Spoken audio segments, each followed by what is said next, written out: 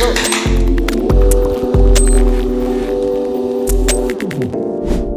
of today, the average consumer debt per person as of June in 2025 is about $6,500. If you have a lot of debt and you're trying to get out of it, you need to watch this video. I think the biggest point and the biggest thing is that sometimes having any kind of debt, no matter how small it is, it can feel like you're drowning in it. It doesn't just happen to one person, it happens to a lot of people, in whether it be in the country or I imagine even outside of the US. Yeah, 100%. And it might sometimes feel like you're drowning because it takes a portion of your paycheck, right? It's like out of every month these banks take a piece of what you work for, and if you get paid a certain amount per hour, it might feel like they took a piece of your time, and it's only to make them profit. So that's why we encourage for you to watch this video, because it can explain how you can pretty much navigate that route to where you can get your debt down and just basically set yourself up for financial success and guarantee the freedom that you deserve and we all deserve. Yeah, and like for both of us, we've been there. We've seen how it can feel, and it can be very, very difficult having to make a payment but not having enough and having to do so much more to be able to make it, or that feeling of stress that you get when a payment is coming and there's not enough to make it or do it or get it done. And it can be difficult. Like even with the house payment, sometimes it can be a struggle because it's a really big chunk and unexpected things happen. Like just now I went to Houston. I was good for my payment, and over there my car tire popped and my front bumper broke and a bunch of stuff because the roads weren't very good. Yeah. But I had to get a tire, get a new rim, get a bunch of stuff that wasn't accounted for, and it put me behind. So I definitely needed to do a lot more to keep up. If you feel broken, or if you feel like unsatisfied or sad, or however you feel, we've been in your place, right? It's just a system that's designed to basically keep you there, keep you stuck. It starts a cycle that doesn't end. Like the payments go up. When you keep making the same payments, usually your interest is going to be higher than that. Yeah. It's made to keep you there. If you're already struggling, it keeps you struggling. And most people are not financially educated to the point where they understand how credit cards work, and companies take advantage of that by sending you so many offers and trying to trap you on that. So today we'll explore some of those ideas and how to basically feel unstuck. And even if you are financially educated, like it can happen to anyone, because it's just sometimes you're financially in a good place and you're like, hey, like I can make this payment next month if I spend it right now and it won't affect me. But then things happen, like things just happen that you don't expect, and you don't have to be dumb for it to happen to you. You can be smart. Just the amount of unpredictability that comes with borrowing money is pretty significant. Yeah. For me, it's been difficult, but anyone can get out of it, and there's a lot of ways. Even responsible people can get caught up, and it's not just a discipline problem. I think it's a system that's made, maybe not made with the intent to take advantage of human psychology. I think it definitely does take advantage of it. I think it's the point of the system is for it so that the company makes the most profit. Yeah. And that's why they're like, oh, don't worry, just make the minimum payments and you'll be fine. But with that comes, their profits. So as long as you carry a balance, you're making the money, and it might not be a lot, but if you multiply that across everyone, it's a lot of money. And that's why banks, typically last for many decades, because they're able to take advantage of that. Yeah, I mean, there's many ways of getting unstuck, if I may say it that way. Yeah. But you got to realize three things, and one of them is lifestyle inflation, right? If you feel like if you're putting payments on a credit card and you don't have the money to do so, then you're doing wrong. You should stop doing that. Stop putting payments on credit cards or using your stop using them. Yeah, because it's kind of the reverse snowball effect. Like it'll snowball to you negatively, because if you keep doing it, it's just so easy. I think for me recently, I froze all of my credit cards because I don't want to use them anymore. Because it can get difficult, especially with such a big mortgage payment. It can be difficult to get started, to keep going, and then it's just so easy to grab a credit card and swipe it when you're. Man, they make it so easy so that you don't have to. Especially with Apple Pay and things like that, it's meant so that you don't even look at your balance or your current income and things like that. But I think the biggest thing and the first point is when you're overwhelmed, and even if it seems difficult at first, list every debt, every balance, and every interest rate, and then choose a payoff strategy. And I know that different influencers and different people recommend different things. I know that you have a preference, which you should probably go into. That would be helpful. You prefer the debt snowball, right? Yeah, I prefer the debt snowball because the debt snowball doesn't only attack the numbers. It attacks also what the numbers don't show, which is your habits, basically it's your habits and the way of thinking that you go through making a purchase. So that kind of uses your mentality to your advantage by making you feel accomplished sooner versus, let's say tackling an interest loan that has like the highest. Let's say you have a loan that has, I don't know, we'll say 20%, just an example. And most of your loans are 10, 12-ish, but the biggest one that you have is a 20% one. If you start with the highest interest rate one, which is the one that's technically losing you more money, then it's going to take very long time for you to feel like you've accomplished something.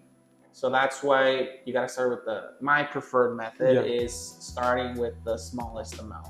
It's there with it helps humans with human psychology. It's more motivating to you.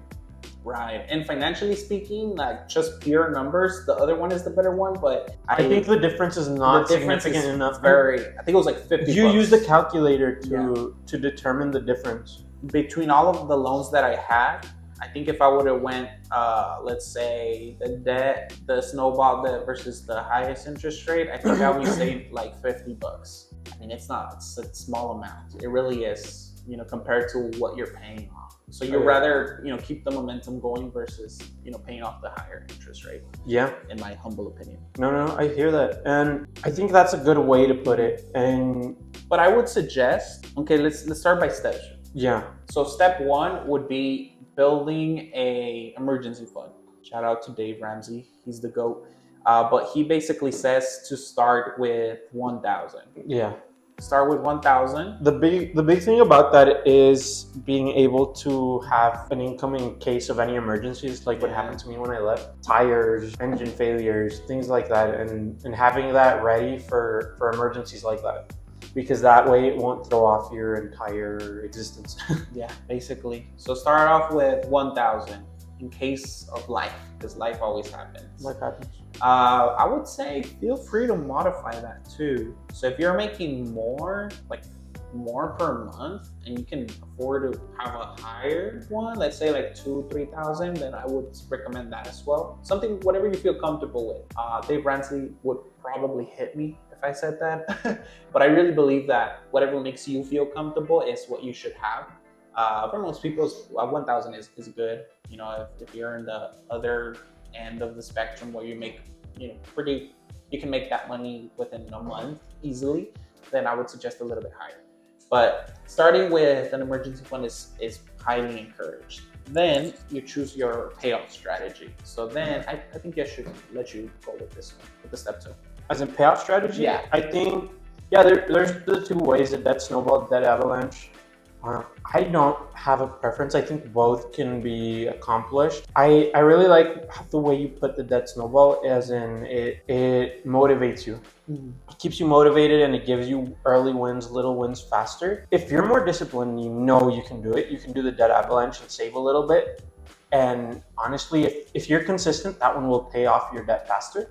But it's just choosing one, because only you know yourself. And only you know how committed you can get to something like that. Yeah, if you feel like you're disciplined enough to do the other one, then, do it. But before you do that, I would suggest for you to look at what the difference are. Yeah. And there's some really good calculators out there that let you pick, okay, so you put all your loans in the calculator, your monthly payments and the balance and everything, and then you select that snowball method, and then it'll show you like how much you're gonna pay for the total, right? For the total amount of the loans. Then you put the the interest rate way Yeah. of doing things, and then it'll show you like the difference. I subtracted both, and it was like $50. So mine was That's very cool. small. I don't know if that would be for everyone, right? Because it's Yeah. different for everyone. But that was for me. So in that case, it made sense for me to just go tackle the lowest one first, and then keep on going. Third step is after you pretty much gathered your plan of your strategy, right? Then that's when you start attacking the smallest one. If you will just use the snowball as an example, you start attacking the lowest one, the lowest debt, right? So if it's, let's say, $500 to Capital One, right? You'll start with making the monthly payments on every single card or loan that you have. Yeah. And then you're gonna work a little bit harder for you to attack that other Capital One. So if your monthly payment is, we'll say, $25, and you have 500 in that, then instead of you doing a $25 payment, you're gonna look for ways to give a higher amount. So you can start with, instead of doing 25, you'll do 50 or 100 or 200. The bigger the better, because that will pretty much pay off faster, the loan. And you tackle the lowest one first, and then you go into the next, and you'll start building momentum, and it'll be easier for you to just continue taking off everything until eventually you're debt free. You're done. Yeah.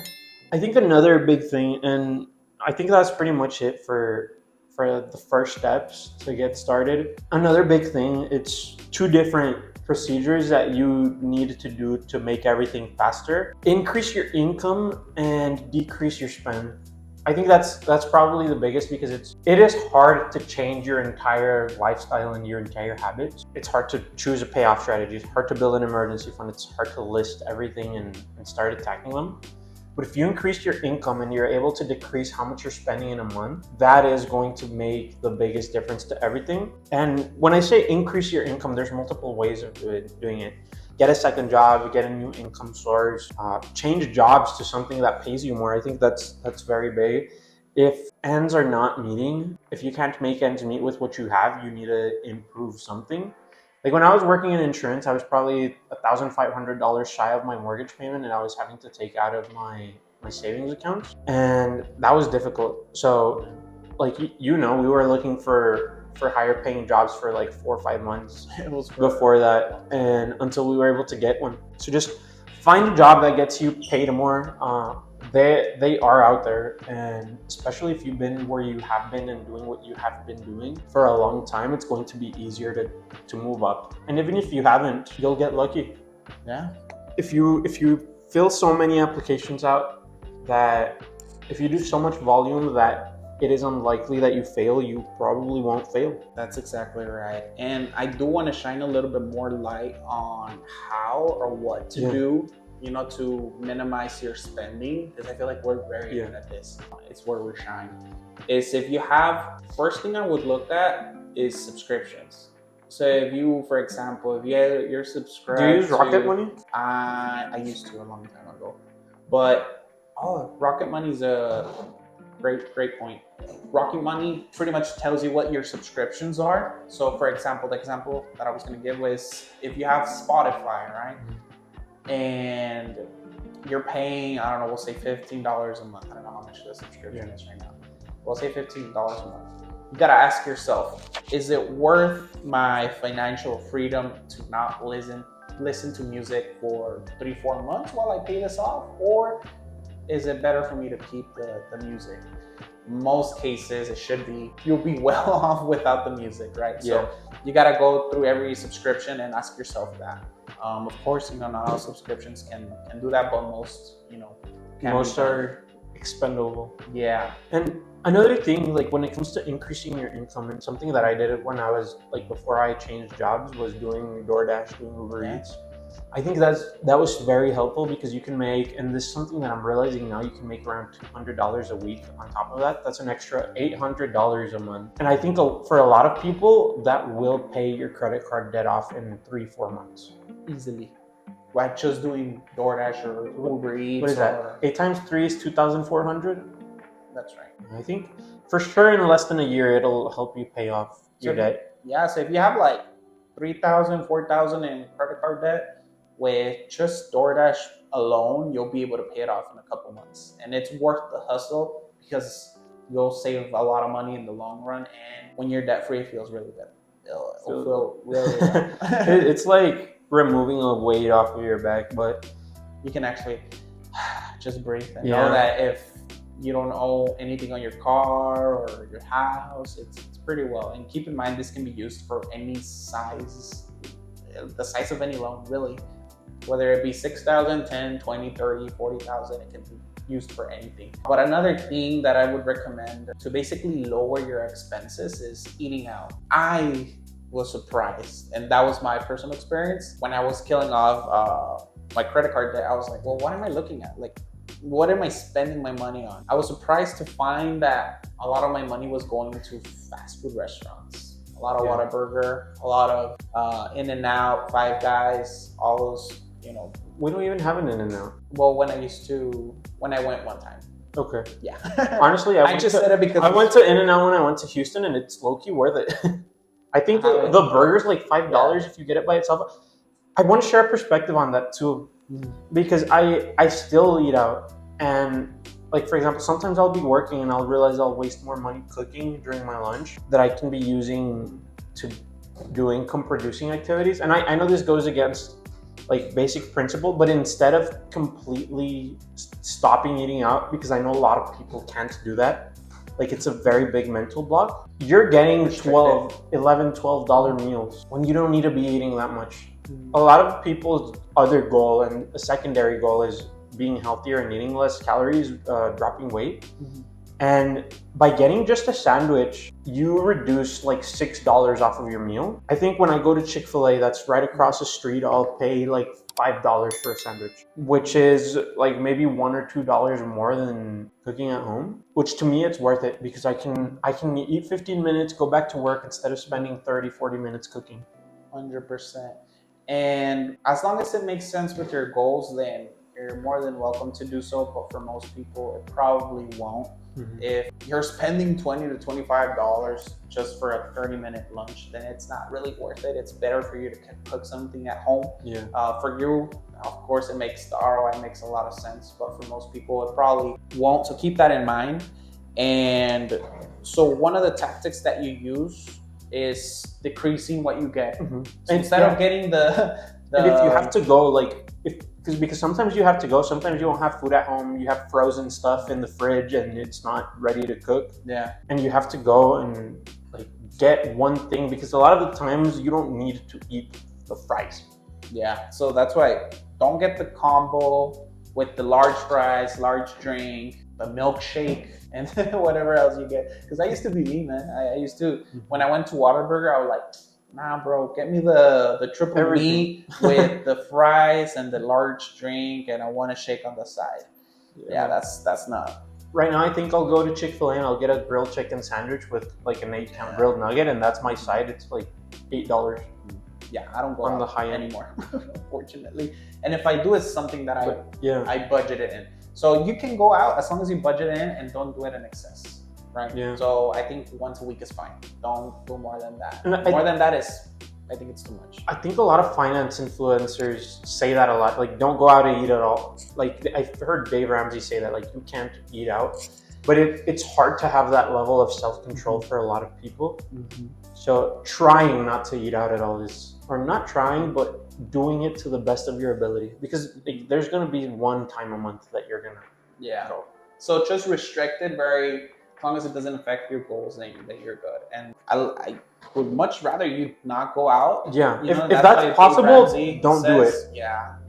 But most people can't, and I include myself. So I just restricted to once a week, and that was my rule of thumb. And I couldn't, and that was fine. I was able to get my goals done that way. Things that you want to avoid when doing this is, I know there's I've gotten a lot of mail where it says like pay off your, what is it called? Your debt relief loans. Most of them have really bad interest rates.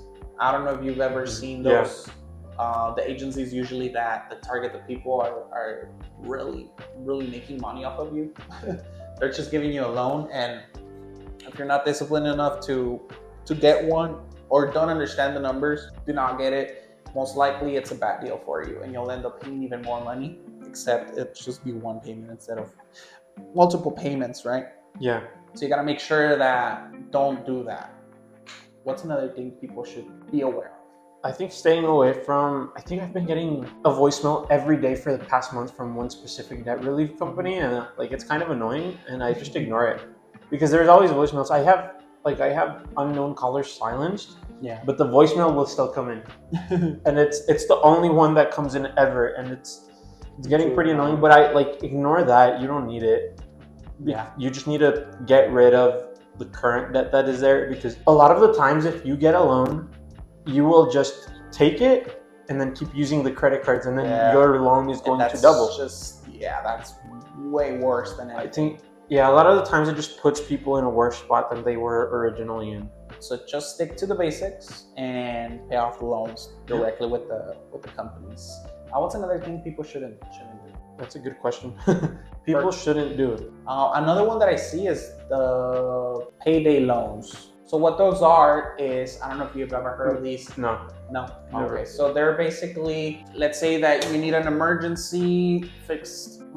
Is it like a cash advance? Yeah, it's like a cash advance for your check. So if you're like at home, hungry, you don't want to drive, and then you see this one ad where it says, "Hey, we'll pay you your paycheck. We'll give you $200 of your paycheck right now, and then when your check, you'll worry about that. You'll pay us back when you get your check." So you're like, yeah, and then you sign up, and then you order food, and then when your paycheck comes, you'll see it's tiny. It's tiny compared to what you were supposed to receive. So that's what some of the payday loans are, and you should stay away from those, because those put you even in a worse position that you were already in. Yeah. I don't know. You've never heard of those? I have. I just didn't know what they were called. I didn't associate the name to that. Yeah, they're really bad. Don't do those. And what else? I guess we can. I think going into like something you should do. Yeah. Getting nonprofit credit counseling. There's places that will help you out for free without anything, no strings attached, that can set you up for success. I think that's a good way. Getting counseling for anything like that is good. Another thing that I do, using the budgeting apps. The budgeting apps have helped me a lot because I can see everything that is going in at one place, like Rocket Money. That's been really good. You can use our code down below in the description. No, I'm just kidding. I wish we had one. That'd be pretty cool. Rocket Money has been pretty good for me. Like I have visibility on my mortgage, on my credit cards, on everything, on my subscriptions. And that's the only, like, for me, it's been the only way that I've been able to get that. Like Mint was awesome when it was there too. I'm sure there's other apps, but Rocket Money is probably the most well-known one. And it keeps track of everything in one place. So there's a lot of visibility on that. That's helpful. It helps me log in on spreadsheets and calculate how much I'm going to have left. Another one is, just to throw some variation out there, Rocket Money is really good. I've heard the Everyday Dollar, I think it's called. That one's an app for them. I've used that one, and it's pretty sweet. Is it better than Rocket Money? It's more beginner friendly. What does that mean? So it's easier to understand, easier to navigate, easier to operate versus Rocket Money. What is it called? Everyday Dollar. I was gonna look it up right now, but we're recording on the phone. Yeah. Everyday Money? You can look it up. Yeah, I think it's called Everyday Money. Everyday Dollar or something like that. I can't remember exactly what it's called, but that one's really good.